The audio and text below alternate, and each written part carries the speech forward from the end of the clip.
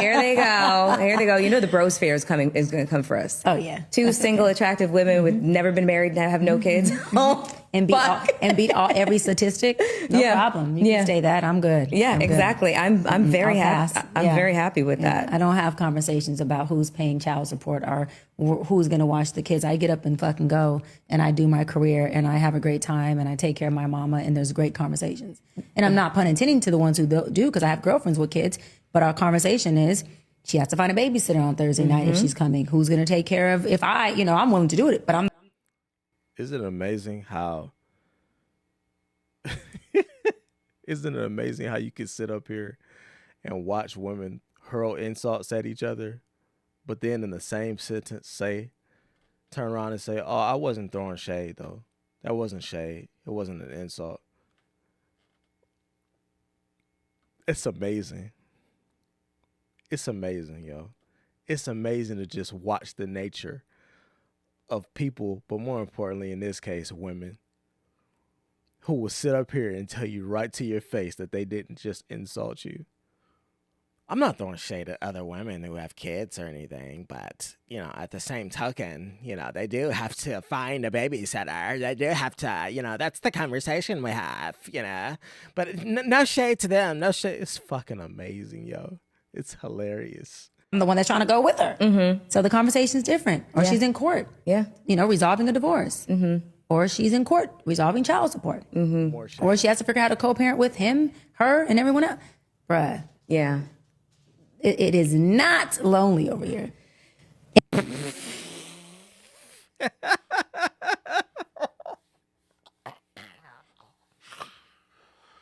She said it is not lonely over here. Stop the cap. Stop the cap right now. Stop the cap. Who are you trying to convince, us or yourself? And it's not stressful over here. There's a lot of projection that happens. You know what I'm saying? Like, I can't tell you how many times I see in comment sections, my comment section, or otherwise, where men are just like, with the laughing emoji, y'all bitches are going to die alone, et cetera, et cetera. And I'm just thinking to myself, no, we're not. Yeah, you are. Jesus. Yeah, you are. Yes, you are. Let's make the clear distinction right here, right now. There's a difference between a man that is willing to keep you and a man that just wants to clap your cheeks and move on to the next thing. There is no doubt in my mind that Melyssa Ford or Cheyenne, whatever her name is, Bryant with Cheyenne, there's no doubt in my mind that they could go out right now and find a man to clap them old ass cheeks. I know that they could find a nigga anywhere to do that. That's not the question though. Can you find a nigga of value to keep you? That is the question. That is the question. Don't no man want to sit up here and listen to this bullshit. I promise you that. Women don't want to sit around, listen to men brag about their lives. Women hate it. They don't like men that sit around and talk about their accomplishments all day long and brag to them when they go to dinner and that all. And the only topic at dinner in the conversation is what the man has been endured, what he's accomplished, what he's done with his life, the money that he's made, the where he lives, the cars that he has. Women will tell you all day long that that's a turnoff to them. So what makes y'all think that it works the other way around and to y'all benefit? Somebody let me know. What makes women think that men wanted to sit around and listen to them brag about their life? If y'all don't want men to brag, and if it's a turn off to y'all, why do y'all think that's a turn on for men? We don't care. We don't care about your singular accomplishments. It does nothing for us. Nothing. You got Melyssa Ford up here talking about, we hear y'all saying in the comments that we're going to be alone. We're going to be alone for the rest of our lives. No, we're not, because, yeah. Oh, girl already there. She got the dog sitting right there on her lap. She already got one foot in the grave. I'm gonna let him finish. See what else she got to say. Reason being, women, we have very strong communities. Yeah. We have forged really strong bonds with our girlfriends, and we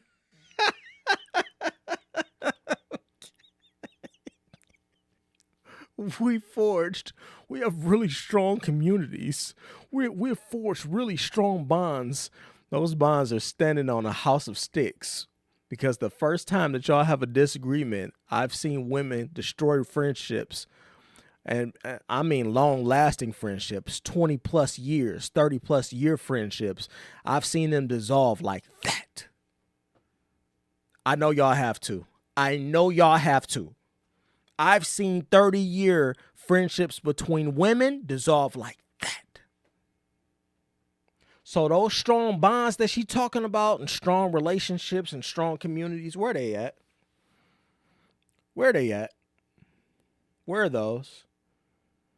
Because women are the worst to each other. They shade each other. They sleep with each other's niggas. They slight each other in the workplace. They jump over each other in the workplace and in the corporate world. Women are the worst to each other. So where are these strong communities at that she's talking about? Where are they at?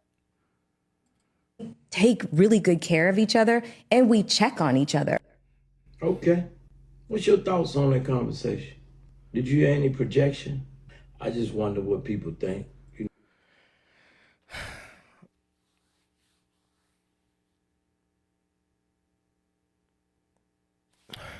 You know what's attractive to me? What's really attractive to me is a woman who was looking for a genuine connection with the dude and is willing to drop every single one of her friends to get that connection because she understands the value in obtaining that connection. A lot of these women out here do not want other women to be married. They don't want them to have secure relationships. They don't want them in secure situations because that also means that that's going to take away with time from them. And the more time that these types of women have with themselves alone in the mirror at home to reflect on their life and how lonely they are and how all their friends are going on. Do you really think that a chick that has a group of 7 friends and every single one of those friends, one by one, start going off and securing relationships, and I mean good relationships, secure relationships, do y'all really think that the one friend that doesn't have those things is sitting at home talking about, I'm happy for all of them. That's just great. It's great. I'm glad that they are all leaving me and they all have less time for me and that we all spend less time with each other and that they no longer can go on girls' trips and that they can no longer have girls' nights out because they're at home with their nigga. Because they at home with their husband, because they on vacation with their husband. Do y'all really think that one lonely chick, that the 2 lonely, miserable hoes in the group, out the friend group, is at home rooting for y'all? Get the fuck out. They ain't rooting for y'all. They ain't rooting for y'all. Them be the messiest hoes out the group. Them be the ones that's looking for something on your nigga. Them be the ones that's secretly wanting you to fail. We just watched a video with B. Simone talking about with her best friend sitting there across from her best friend, not 5 feet away from her best friend. And she told her to her face, I was jealous of you when you started to do better. When you started to get motion and traction, I was jealous because it wasn't with me and it didn't have nothing to do with me. I wasn't involved in any way, shape, or form, and I hated it. We just saw B. Simone say that. And while it was egregious what she said, I have no doubt in my mind that that's the way that she truly feels. And what's not being said is that's the way a lot of y'all feel, you women feel. That's the way a lot of women feel towards their own friends that they be jealous of. They hate it. They hate to see y'all shine or outgrow them. And the shit that y'all used to do or are used to doing.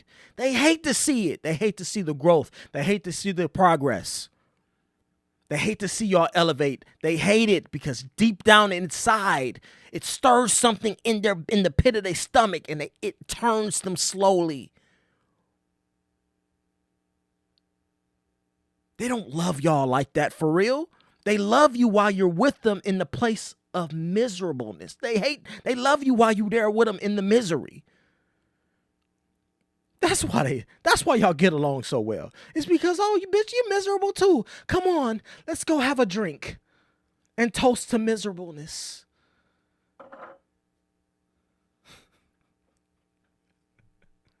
Be careful who y'all have in y'all friend circles, man. Be careful who y'all. Hold on, ain't this the chick? Let me look this up.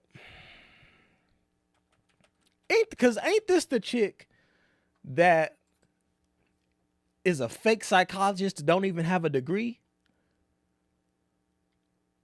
Let's see. This is from her own website. Dr. Bryant is a 10-plus year seasoned renowned life coach with a master's degree in marriage, family, and child.